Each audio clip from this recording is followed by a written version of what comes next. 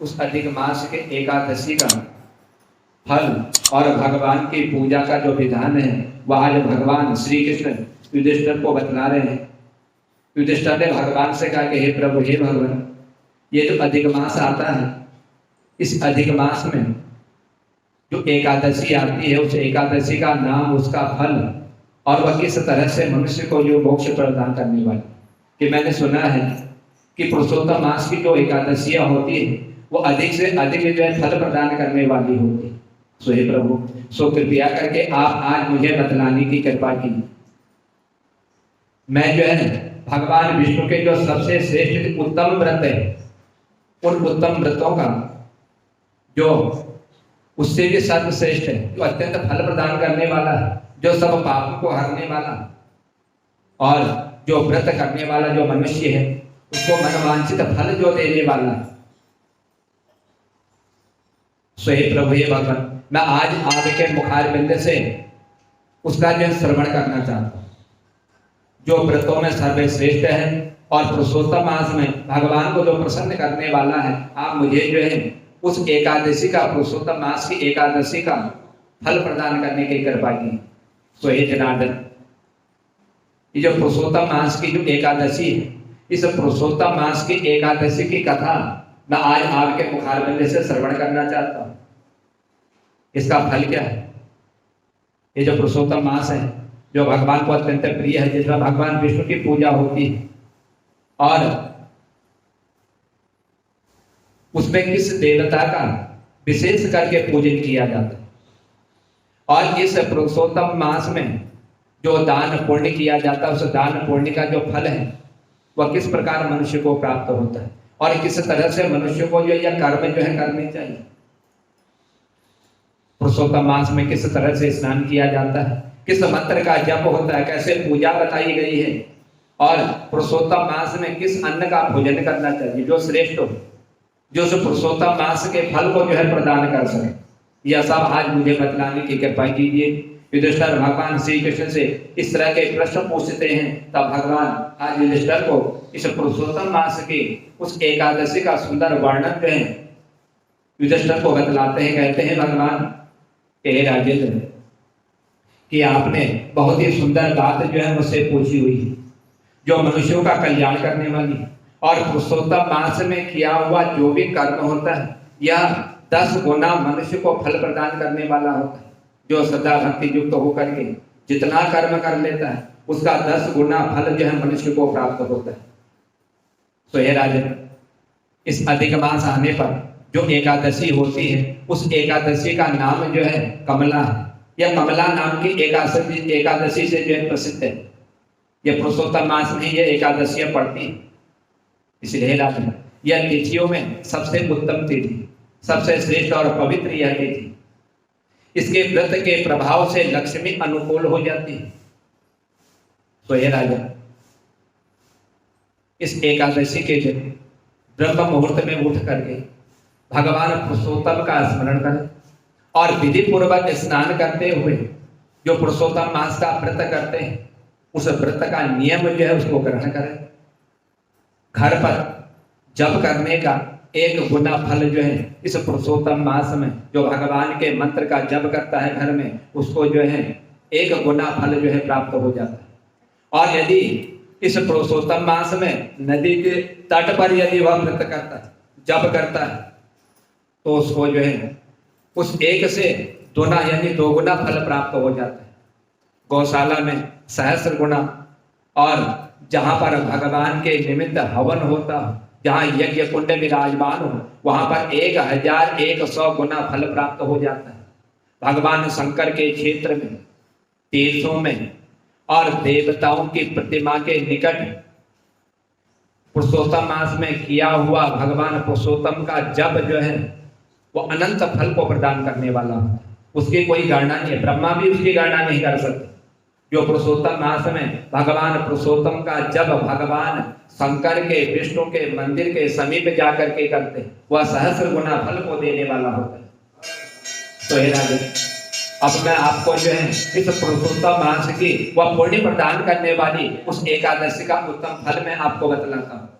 इसलिए आप जो है एकाग्र चित्त होकर के श्रवण कीजिए। एक प्राचीन समय की बात है कि एक अवंतिका नाम के पुरी में एक विश्व शर्मा नाम का एक श्रेष्ठ ब्राह्मण जो है निवास करता था।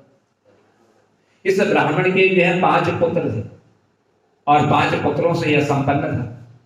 और इसमें जो सबसे छोटा इनका पुत्र था, या सबसे छोटा पुत्र जो है पाप करने वाला था। इसकी बुद्धि जो है पाप में लगी रहती थी। कभी ये पुण्य कर्म नहीं करता, कभी ना तो भगवान की पूजा करता, भगवान के दर्शन करता, ना ही भगवान के मंत्रों का जप करता।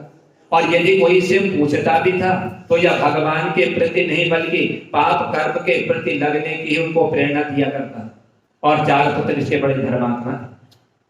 इसीलिए इसके पिता ने इसको पापचारी होने के कारण, पाप बुद्धि होने के कारण जो है अपने घर से और अपने भाइयों से और अपने रिश्तेदारों से सबसे इसको जो है त्याग दिया, इसको अलग कर दिया।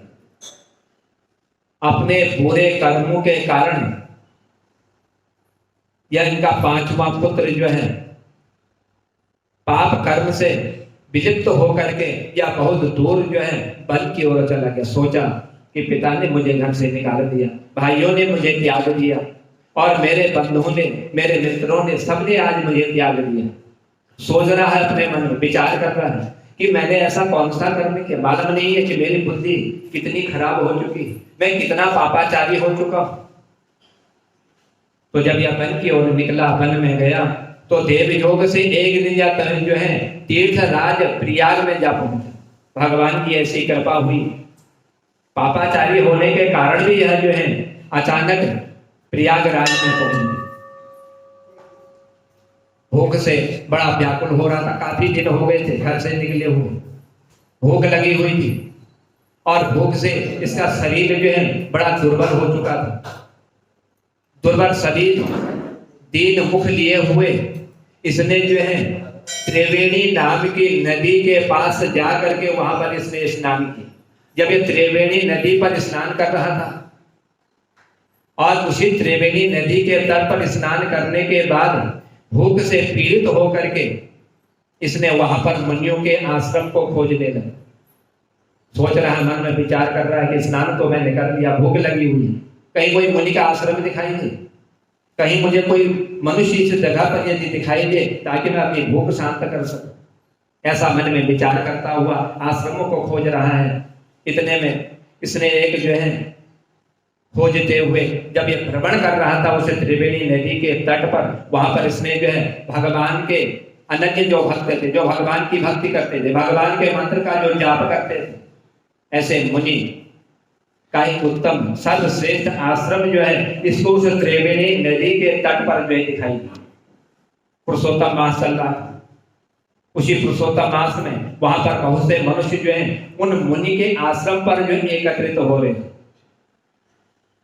क्योंकि इन सबको मालूम था कि यदि ऋषि मुनियों का इस पुरुषोत्तम मास में यदि सत्संग एक क्षण भर के लिए भी प्राप्त हो जाए तो वही जो है पुरुषोत्तम मास में 1000 गुना फल देकर के मोक्ष को प्रदान करने वाला है। ऐसा अपने मन में विचार करते हुए यह सब मनुष्य उस त्रिवेणी नदी के उस आश्रम, मुनि के आश्रम पर जो एकत्रित थे, और आश्रम पर पाप नाशक, पाप को हरने वाली, पाप को दूर करने वाली, मोक्ष प्रदान करने वाली हरि कथा कहने वाले ब्राह्मणों के मुख से इसने जो श्रद्धा पूर्वक इस पुरुषोत्तम मास में इस कमला नाम की एकादशी का इसने भी जो है श्रवण किया, जो पाप को हरने वाली।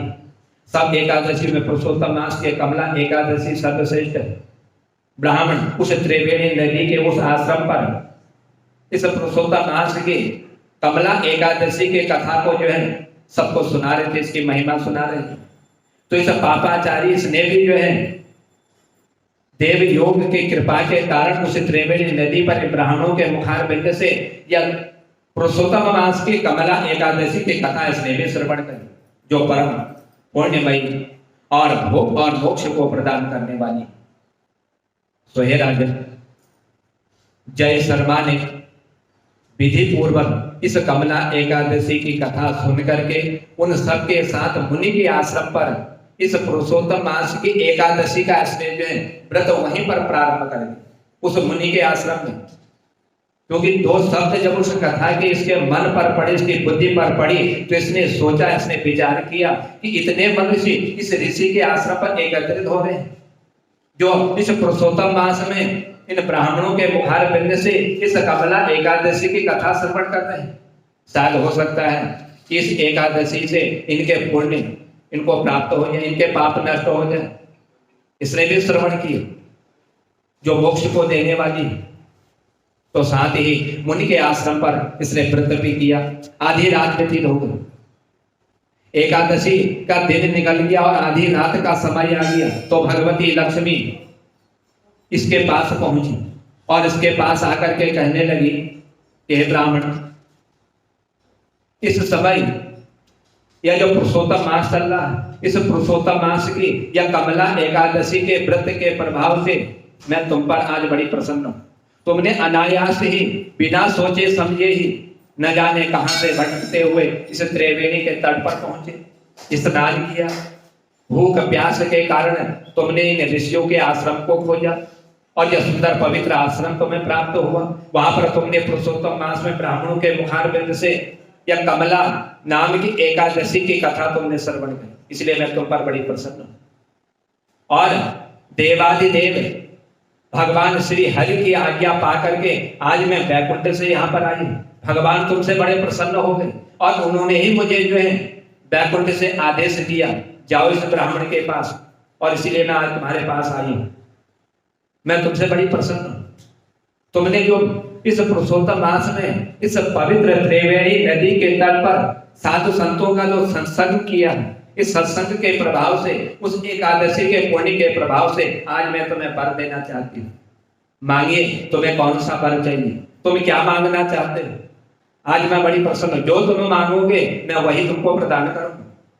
ब्राह्मण बोला कि हे माता, हे लक्ष्मी, यदि आप मुझ पर प्रसन्न हैं तो मुझे यह व्रत बतलाइए कि जिसकी कथा श्रवण करने से और एक दूसरे से जिसकी वार्तालाप करने से साधु ब्राह्मण एक साथ संलग्न होकर के उसको श्रवण करते हैं, और उसको श्रवण करने से सुना है कि मैंने कि मनुष्य के पाप नष्ट हो जाते हैं, वो मोक्ष प्राप्त कर लेता है।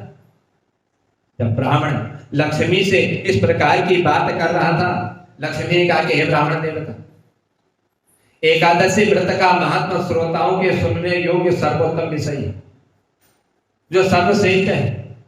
चाहे पाप बुद्धि हो, चाहे पुण्य कर्म किया हो, हर किसी व्यक्ति को एकादशी की कथा का श्रवण करना चाहिए, और वो भी पुरुषोत्तम मास में, क्योंकि पुरुषोत्तम मास में किया हुआ कर्म जो 1000 गुना देने वाला है, या पवित्र वस्तुओं में सबसे उत्तम है। इसके दुख स्वप्न का नाश और पुण्य की प्राप्ति हो। अच्छे जो कर्म होते हैं वो उजागर होते हैं, और जो बुरे कर्म होते हैं उन सब का क्षीण हो जाते, समाप्त हो जाते हैं। इसीलिए पुरुषोत्तम मास में इस एकादशी का श्रवण जो श्रद्धा पूर्वक होकर के करना चाहिए। स्वयं ब्राह्मण उत्तम पुरुष श्रद्धा से युक्त हो, एक या आधे श्लोक का पाठ करके भी करोड़ों महापापों से वह मुक्त हो जाता है। तो इतना ही उसके लिए काफी है। जिसने पुरुषोत्तम मास में आधा श्लोक का भी स्मरण कर दिया तो वही जो है मनुष्य को मोक्ष प्राप्त करने वाला है। इसलिए हे राजन, जैसे समस्त महीनों में पुरुषोत्तम मास और समस्त पक्षियों में गरुड़ देव और समस्त नदियों में गंगा नदी सबसे श्रेष्ठ है, उसी प्रकार तिथियों में द्वादशी तिथि सबसे उत्तम मानी गई। समस्त देवता आज भी एकादशी व्रत के लोभ से भारतवर्ष में जन्म लेने की इच्छा करते हैं, सोचते हैं, विचार करते हैं कि कभी हमको भी जो है मनुष्य का जन्म प्राप्त हो, ताकि हम भी जो है मनुष्य योनि में जाकर के इन एकादशियों का उत्तम व्रत का हम भी पालन कर सके। देवगण सदा ही रोग शोक से रहित होकर के भगवान नारायण का पूजन करते हैं, क्यों? देवगणों को किसी प्रकार का कोई रोग नहीं होता, ये किसी प्रकार के शोक में नहीं डूबे रहते, और भगवान के पूजन में हर समय यह जो है तत्पर रहते हैं। जो लोग मेरे प्रभु भगवान नारायण के नाम का सदा भक्ति पूर्वक जाप करते हैं, उनका पूजन करते हैं, उनके जो है ब्रह्मा आज समस्त देवता जो इनकी पूजा किया करते हैं, जो लोग श्री हरि के नाम का जय में, उनके जप में, उनकी पूजा में तत्पर रहते हैं, संलग्न रहते हैं, उनकी लीला कथाओं के कीर्तन में तत्पर रहते हैं और निरंतर श्री हरि की पूजा में प्रवृत्त रहते हैं। मनुष्य योनि प्राप्त करके जो ऐसे कर्म करता है, सो हे ब्राह्मण देवता, वह मनुष्य इस कलयुग में बड़ा कृतार्थ, बड़ा धन्य कि उसने जो है इस कलयुग में भी अपने मनुष्य शरीर को पा करके भगवान की भक्ति करते हुए मोक्ष को प्राप्त करने का साधन सुलभ कर दिया। इसलिए ब्राह्मण, यदि दिन में एकादशी और द्वादशी हो, रात्रि बीतते समय त्रयोदशी आ जाए, तो उस त्रयोदशी के पारायण में 100 यज्ञों का फल जो है उस मनुष्य को प्राप्त हो जाता है। जो एकादशी का पारायण इस त्रयोदशी तिथि में 3 तिथियों के मिलने पर जो मनुष्य करता है, उसको जो है हजारों यज्ञों का फल जो है प्राप्त हो जाता है। इसलिए ब्राह्मण देवता, व्रत करने वाला पुरुष चक्र सुदर्शनधारी देवादिदेव श्री भगवान विष्णु के समक्ष यदि निम्न मंत्रों का उच्चारण करके भक्ति भाव से यदि उनका पूजन करके भगवान को संतुष्ट करता है और उन भगवान के मंत्रों के द्वारा यदि उपवास करता, व्रत कर लेता है, तो हे राजन, ये जो मंत्र हैं इनमें भगवान का जो अच्युत जो नाम है, एकादशी को निराहार रह करके दूसरे दिन भोजन करूंगा, इस प्रकार का वह संकल्प करे। एकादश्याम निराहारे स्थित भाव परोहनी मोक्षयामि पुंडरीकाक्ष शरणम में भवांच्युत। हे भगवान, मैं आपकी शरण हूं, मैं आज एकादशी के दिन एक समय भोजन करूंगा, आपका व्रत करूंगा, आपके नाम का स्मरण करूंगा। इस प्रकार जो भगवान का स्मरण कर लेता है, अपने मन में जो संकल्प कर लेता है, उसके पश्चात व्रत करने वाला मनुष्य मन में इंद्रियों को बस में करते हुए सुंदर भगवान के मंत्र का स्मरण करे। गीत, वाद्य, नृत्य और पुराण आदि के पाठों के द्वारा रात्रि में भगवान के समक्ष जो है वह जागरण करे। फिर द्वादशी के दिन उठ करके स्नान करने के पश्चात वह जितेंद्रिय भाव से विधि पूर्वक भगवान विष्णु की वह पूजा करे। इस पुरुषोत्तम मास में एकादशी को पंचामृत से भगवान को नहला करके, द्वादशी के केवल दूध से स्नान करा करके श्री हरि का सायुज्य उस व्यक्ति को प्राप्त हो जाता है। वह भगवान श्री हरि के समीप जो है जाने का मार्ग सुलभ कर लेता है। इसलिए एकादशी के दिन पंचामृत, द्वादशी के दिन केवल दूध से स्नान करने से ही मनुष्य को जो है भगवान के मोक्ष को प्राप्त करने का साधन जो है सुलभ हो जाता है। सो हे राजन, इस प्रकार आप प्रार्थना करें, भगवान का चिंतन करें, भगवान से निवेदन करें और कहें भगवान से कि हे प्रभु, कि हे भगवान, मैं अज्ञान रूपी हूँ, अज्ञान रूपी अंधकार में मैं डूबा हुआ हूँ, मुझे कोई ज्ञान नहीं है। इसीलिए आपके द्वारा, आपके निमित्त मैंने यह जो व्रत किया हुआ है, आप मेरे इस व्रत से जो है प्रसन्न हो जाइए और मुझे ज्ञान दृष्टि प्रदान की, ऐसा ज्ञान मुझे दीजिए कि मेरे सारे पाप नष्ट हो जाए और मैं भी जो है मोक्ष का साधन सुलभ कर सकूं। ऐसी मेरी बुद्धि कीजिए कि मेरा मन भगवान के चरणों में लगे, भगवान की पूजा में लगे। इस प्रकार देवताओं के स्वामी देवादिदेव भगवान गदाधर से निवेदन करके भक्ति पूर्वक ब्राह्मण को भोजन करावे, उनको दक्षिणा देवे। उसके बाद भगवान नारायण के शरणागत होकर के बलि वैश्व देव की विधि से पंच यज्ञों का अनुष्ठान करके स्वयं मौन हो करके अपने बंधु बांधवों के साथ भोजन करें।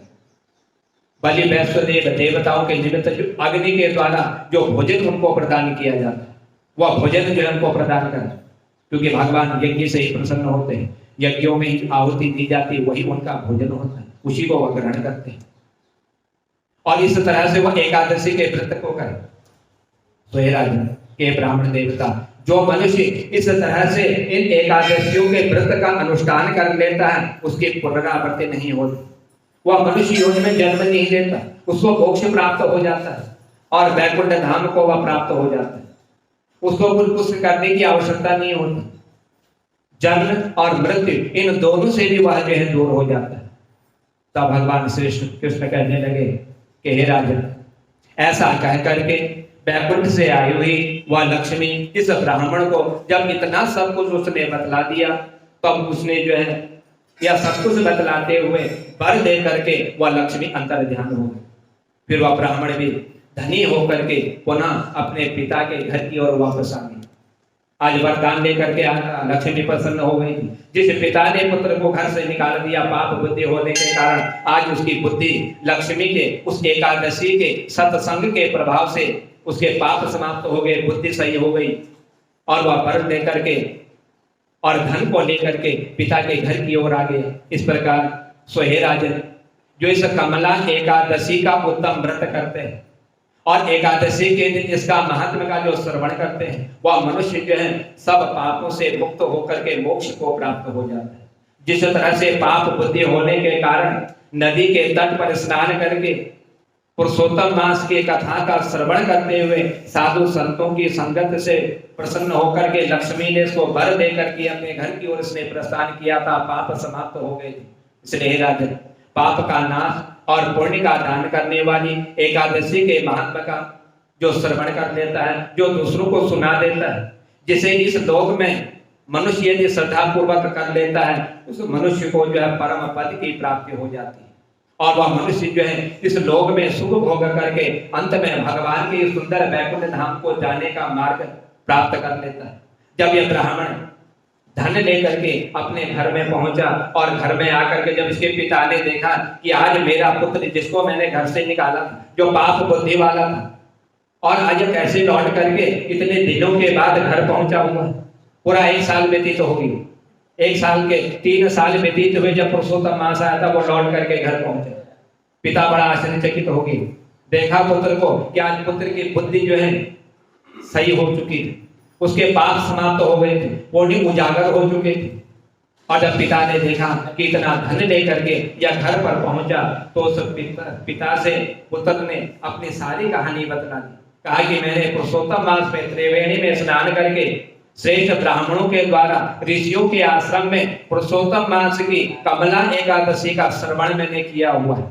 उसी एकादशी के प्रभाव से मुझे मालूम नहीं था कि पुरुषोत्तम मास चल रहा है, कमला नाम की एकादशी अनायास ही मेरे से व्रत हो गई। कहीं भोजन तो मिला नहीं, पूरी रात व्यतीत तो हो गई, कथा श्रवण करते रहा, भूख का भी ध्यान नहीं रहा। लक्ष्मी प्रसन्न होकर के मुझे उसने वर दिए, मेरे पाप नष्ट हो गए और धन धान्य को लेकर के आज मैं आपके समीप आया हुआ हूँ। पिता बड़ा प्रसन्न हुआ, सोचा कि जब एक एकादशी के ही पुरुषोत्तम मास की एकादशी के प्रभाव से जब इसके पाप नष्ट हो गए और यदि यह समस्त एकादशियों का श्रवण कर ले, सत्संग कर ले, तो इसके जितने भी पाप हैं वह समाप्त होकर के मोक्ष को प्राप्त करने का यही एक साधन है, जिससे मनुष्य की जो पुनरावृत्ति नहीं, जन्म और मृत्यु के बंधन से जो मुक्ति को प्राप्त हो जाता है। बोल माँ के बिहारी लाल की, बोल राधा रानी सरकार की जय।